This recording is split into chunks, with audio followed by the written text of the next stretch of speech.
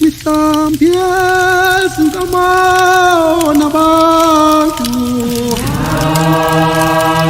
umkhonto inyamazane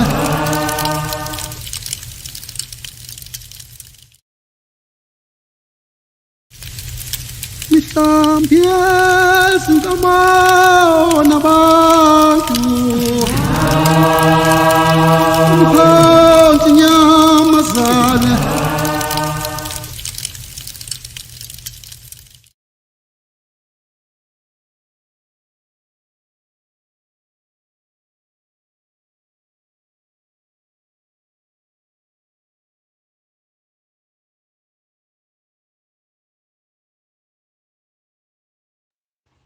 Hey guys. Okay. Ngigula namhlanje umphimbo wami ubuhlungu. Ngiyagula kakhulu.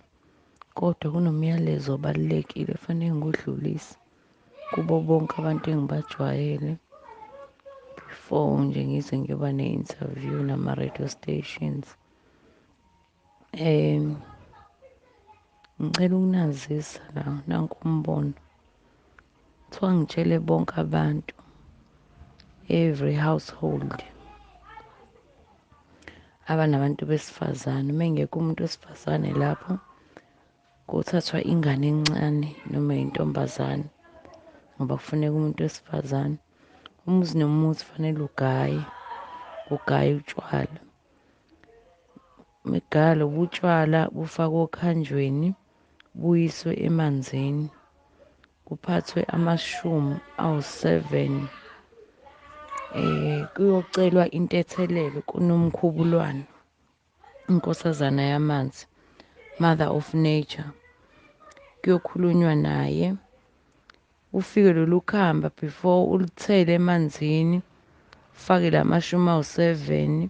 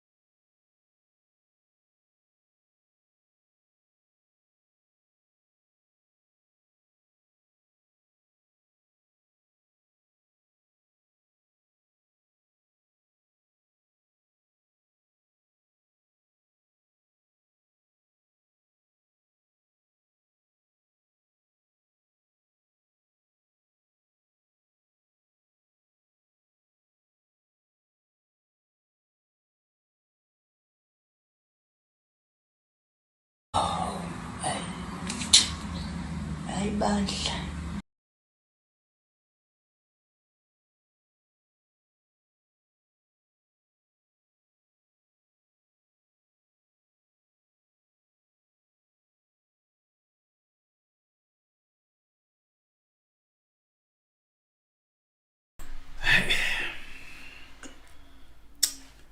Saze sanenkinga ke.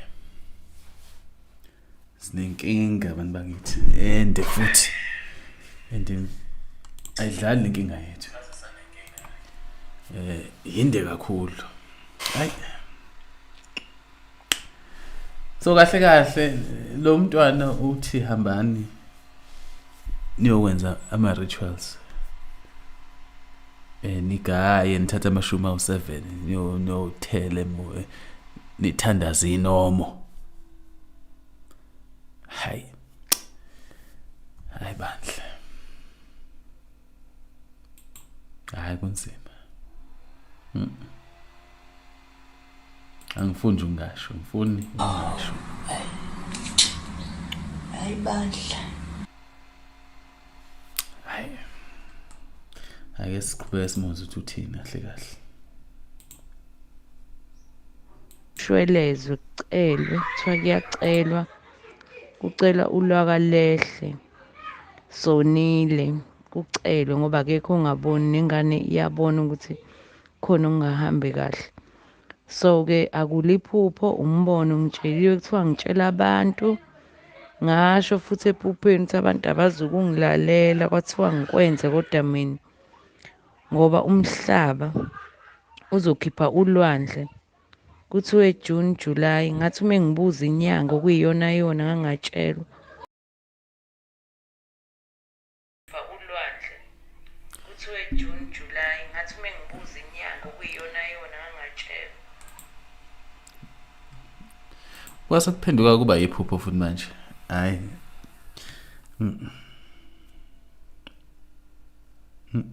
Umbono noma iphupho kwenzakalani? Hayi sajwayeleka.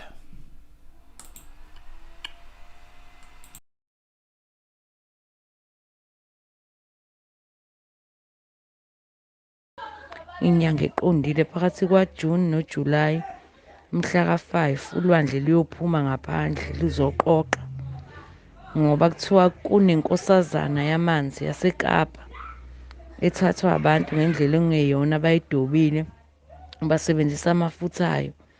Manje amanzi ayanyakaza azokhipha ngisho umlilo kubhubha abantu.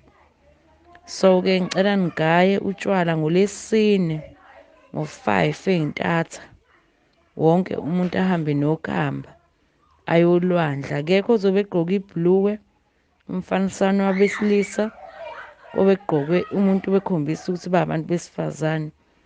Nibhince iy'ndwangu ezimhlophe ekhanda ningashuquli. Abanemqhele bazofaka imqhele.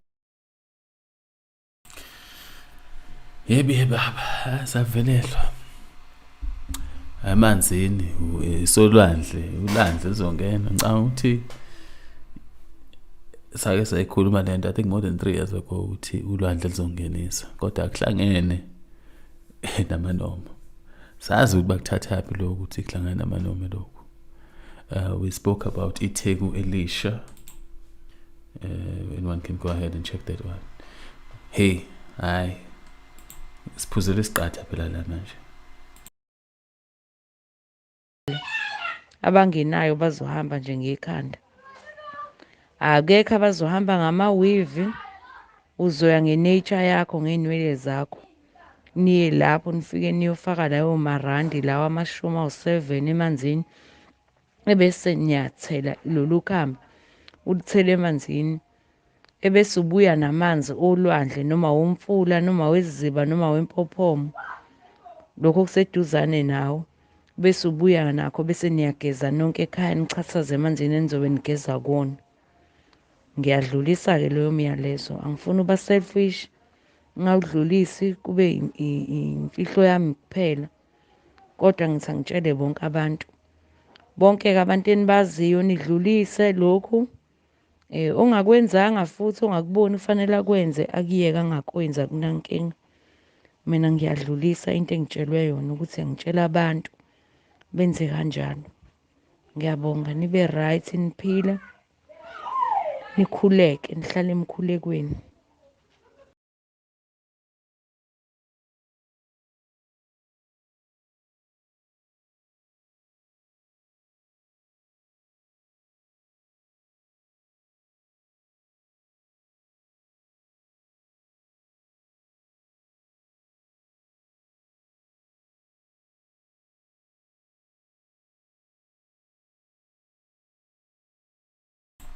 Hayi kube nezwa ke bahlali.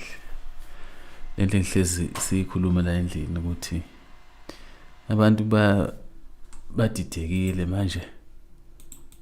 Bahambe beyiphosa kuzo zonke izinto lezi.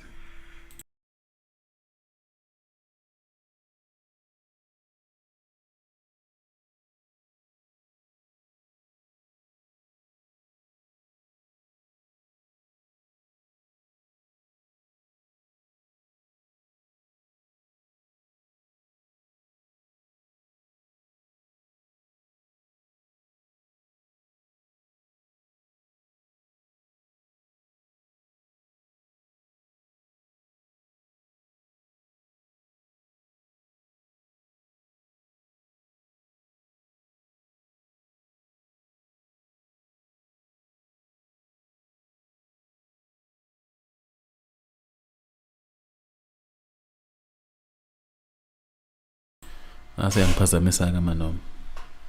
But ngithe nje ake ngishare lento ngoba ingihlekisile ukuthi amanomo ayikhohlakala ngale ndaba ukuthi they will hijack the narrative.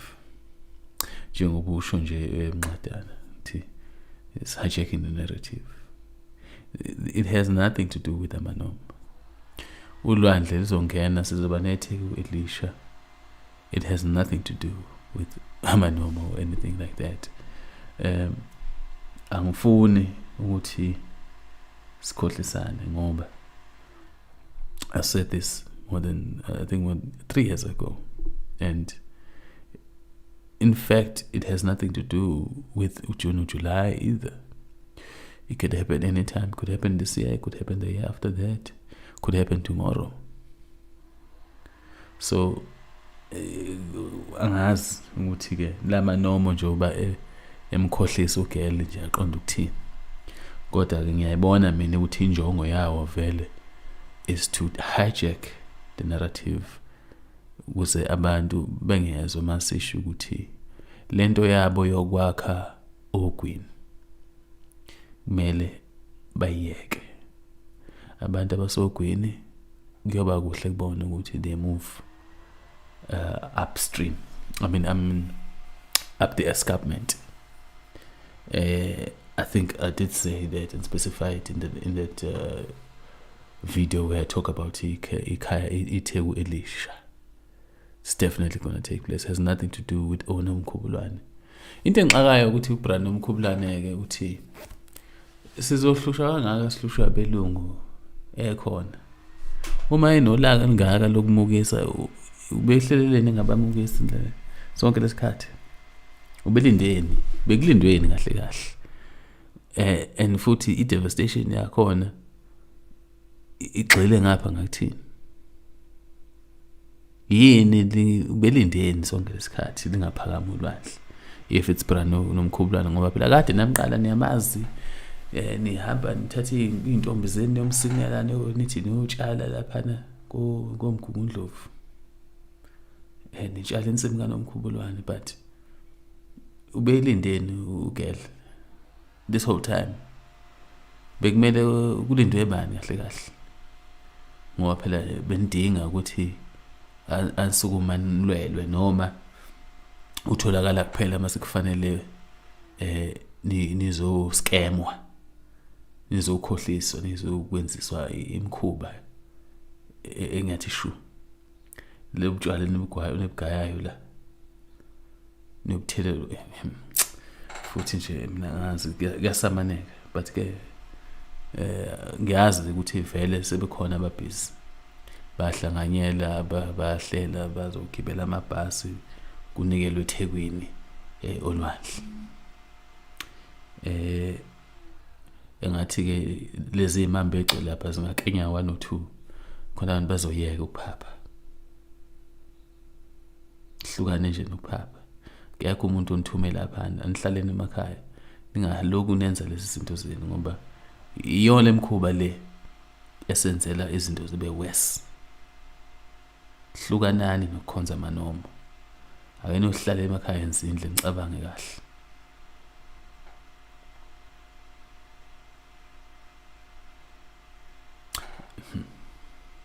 Funje ngathi abaqhubeke bahambe. Kodwa nje bandla engathi bengabuya bengenzekalanga mshophi. Kodwa lokuphapha kwabo angeke kusize, kusifaka more deeper into trouble. Abantu abahlala emakhaya bazindle balinde. Balalele mabetshelwa la ukuthi hey, if you're along the coast, move. Yohlala mangendla. It's up to you kodwa ke uthenze njani. It's not something I can tell you ukuthi uzogijima ukwenza manje noma kusasa, but I think it's obvious. Kuke kwavela in the past month ukuthi cha kona uthanda ukuba ingozi ukwakha eThekwini. Akekho ngabonanga. I think sonke we are very clear on that one now. So abantu ke abangazenzi idomu bafuna ukudlala labantu laba benze izinto ezingena nomsebenzi walutho.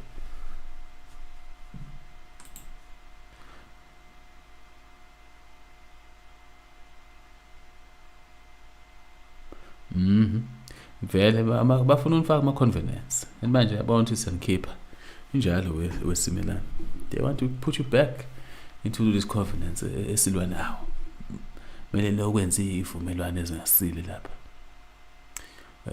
Now the other aspect that I wanted to clarify here in terms of our understanding and spiritual knowledge as a people, there is no mother nature.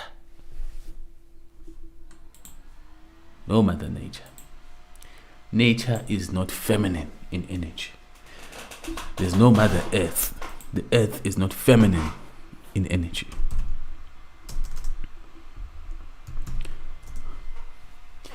Ayikho leyo nto leyo.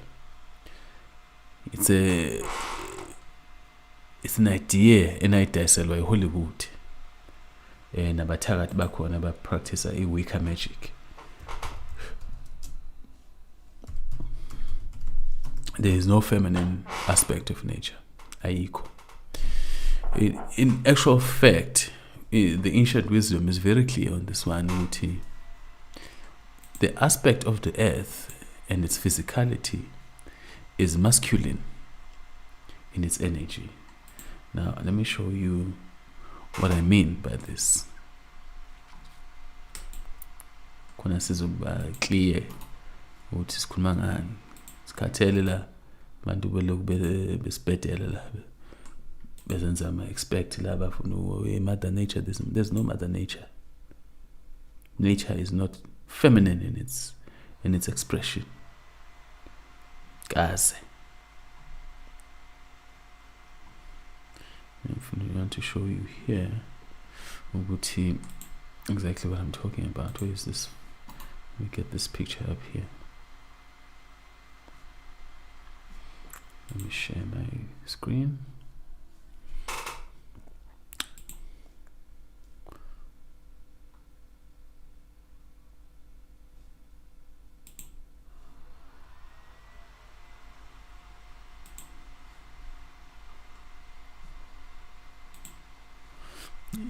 See here,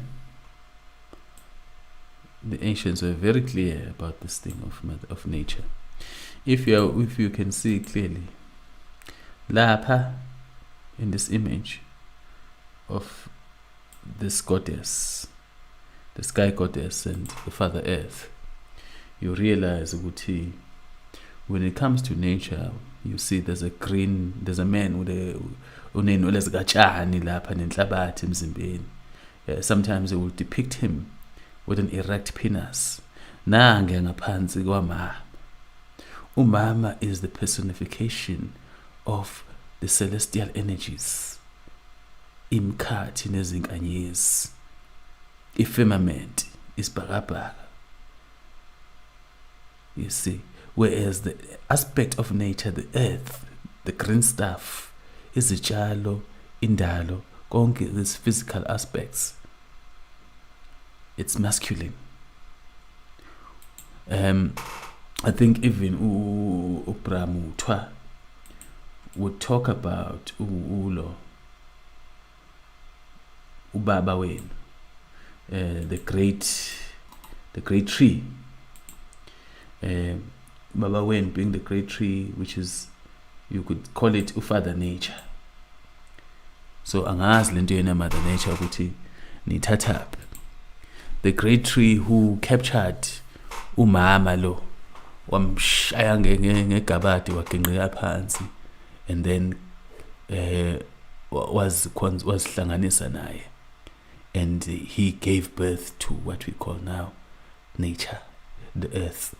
Zonke ezilokazana nezilwanyana nezinhlamvu namasitsi nezitshalo konke okuphilayo kuphuma kubaba. Starting feminine in the aspect of creation in terms of nature and physicality.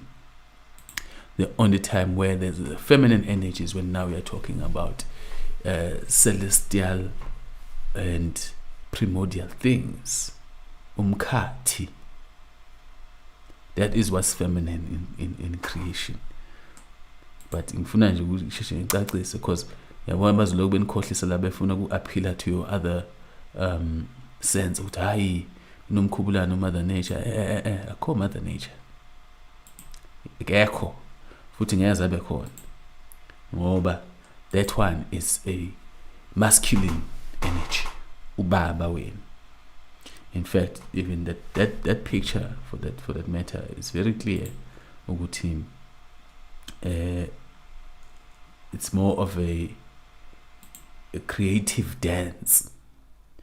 You see, umama nobaba bayahlangana.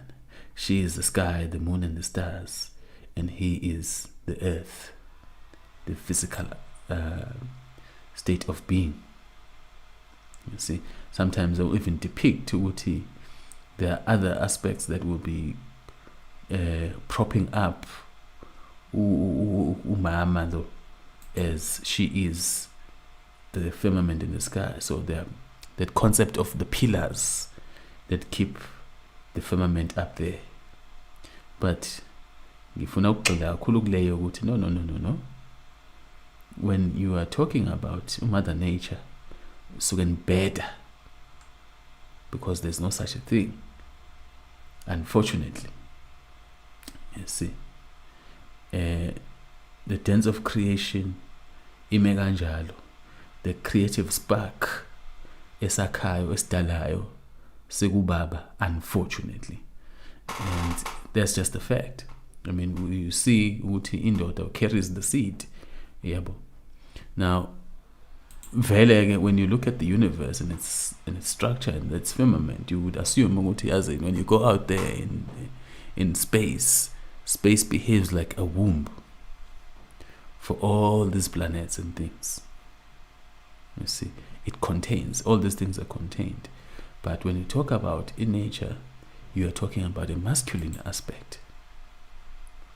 Funa nje usheshe nje ngilungisele ngoba ngiyazi ukuthi abanye benu babadizi masikhunywa ngoMother Nature, because you are looking for this lady and kuzobalula ke bathi ke hayi unomkhubulwane this, and then it appeals to your sensibilities ukuthi hayi no vele cha bona baqinisile umama uyena owendalo kanti cha into kababa leyo. And it's unfortunate ukuthi you are doing all these rituals nenzela unomkhubulwane nithi nenzela uMother Nature kanti yabona into ongazi ukuthi ibhlungu kanjani, ibhlungu. But the ancients made it very obvious ukuthi kwenzakalani, and they left drawings for you. You see, bandwebela imdwebo bandweba bazibadweba etsheni bakithi yo hayi futhi niyangidida bayidweba imdwebo etsheni, but none of you can understand the meaning. You see, even abathwa, they left imdwebo odongeni.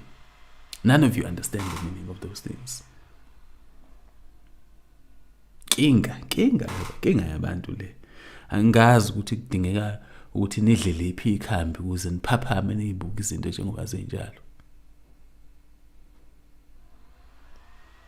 But yes, angizulwa kakhulu nje ngithi nje yazi ngizwelana nani ngoba phela actually la hayi cha nithanda ukujwayeleka kabi la senzotshelwa ukuthi hambani niyogayela onomkhubulwane ukuthi benzeni angazi. If anything has to do with a feminine energy, then it must happen out there in the intergalactic space, in the sky. Angazi ukuthi niyofikela ubani ke lapho. Kodwa la enhlabathini umhlaba lo sikubona that is providing and feeding us, because the earth is a provider, by the way. That should be very clear ukuthi yay, this is the aspect of masculine energy. Because we are very stand ukhuluma njalo hayi men are providers hey, but the earth is a provider and you don't recognize how this actually is masculine. And then we can go deeper into the aspect of kumele niwahloniphe amadoda, even noma kuthiwa kenzakalani, ngoba actually nihlezi phezu kwendoda, nakhe phezu kwendoda, ningcwatshwa endodeni, nidla indoda. all these seeds that give birth to ama-fruits enwadlayo nesitshalo yonke lezi zinto lezi indoda le enhlabathi kodwa belokhu banifundisa ukuthi anwadinga amadoda sesikhulumela-ke sesiphumela eceleni ngoba phela nikhohlakele kabi nini nivuma nje ukukhuliswa abanye abantu ukuthi hayi ukhona abantu ningabadingi senabambelela-ke manje don't need a man xabane-ke manje namadoda-ke nisazwane-ke manje nithathe iy'ngane niy'nkongoshele niyi-food poison and you wonder why ni-toxic kangaka senibadala ninama-depression ninayo yonke le nto ongayicabanga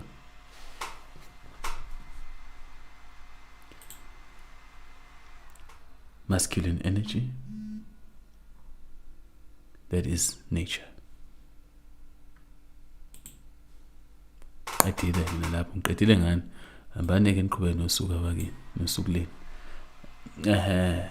lale ndodeni la ningcwatsha kuyo nizalwa kuyo yonke into la yanondla le ndoda ubra earth yanondla kodwa nihloniphi hambe nithatha icredit niyonikeza abafazi engingabaziyo abanemsila yofish azi ukuthi lihlangana apha umsila wofish ne-creation ngakho izinto zibheda nje phambanisa izinto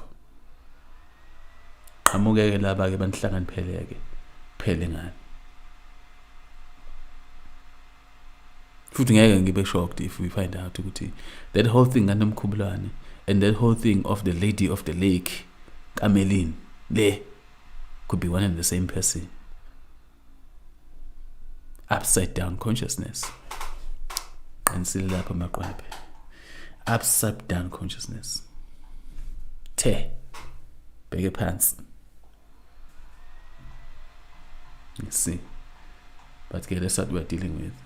Angifuni ungangitsheli lezi zinto because ngiyazi ukuthi izona eziniphazamisayo because once you fix your mindset izinto eziningi ziya-align. Nifuna ukwenza ama-alignment but you don't want to fix your mindset. Fix your mind. Cabange kahle.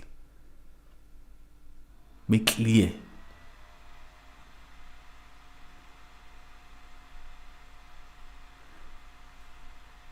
Funjele zahamba we nathi singaphuma impela lapha. Ngabona ukuthi ziningi impela lapha izimambe ezihlela lapha ebish. Ephume nje 1 2 nje qhafa bese inyamalala. Nobe sebazi ukuthi ayike siphezulu kwapho. Angifuni ungasho. Yona iyacika lento le ukuthi lo abantu bethathwa benziwe izilima la. Because I'm a scam la bayazi. If they had all these solutions all along, bebengavimbi ngani uzamxolo lo womkhizwana unganamkhawulo. Kunini sikhuluma ngomkhizwana ongenamkhawulo? I think it's been a month or 2 now. Khuluma ngomkhizwana uthi uyazwela ejazini. Bebengahambi ngani bayogaya utshwala bayovimba umkhizwana. Futhi awuphelile usabuya nje. Nonyaka wonke nje uzobe linetha nje.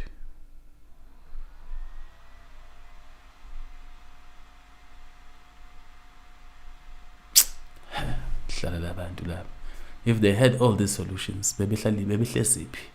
And I like that question ukuthi yini sikwatela sonke mvelasi. Azike uthi nikwatela nonke yena ubani yena. Ngoba phethe yena la.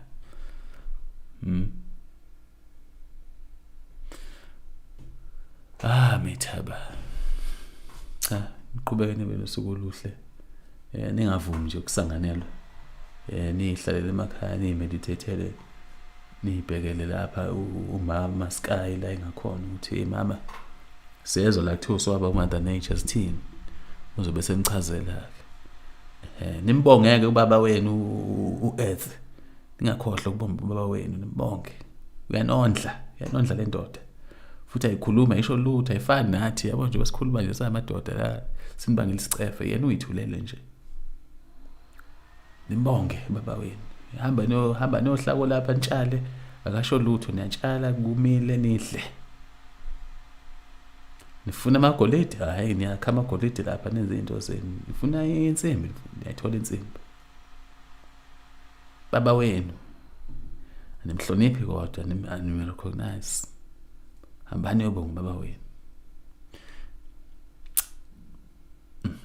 hambani nje niyombonga baba wenu niyake yonke lento niyeke nalama weave lawo nofakayo qinisileke lapho ngiyavumelana naye ugele lama weave ukuthi hlukana nawo befanele sho njalo ukuthi ake nikhumule nama weave phela ayike lungile ke qedile lapho lokho okunye ke asingeke